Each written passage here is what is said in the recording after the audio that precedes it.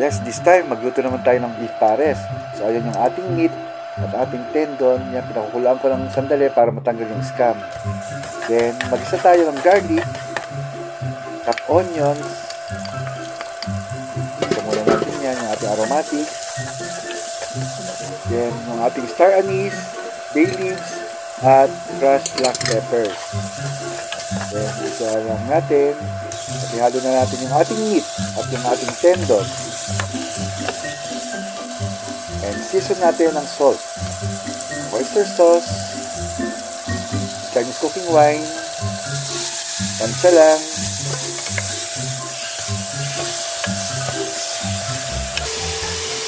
Bigyan din natin ng soy sauce.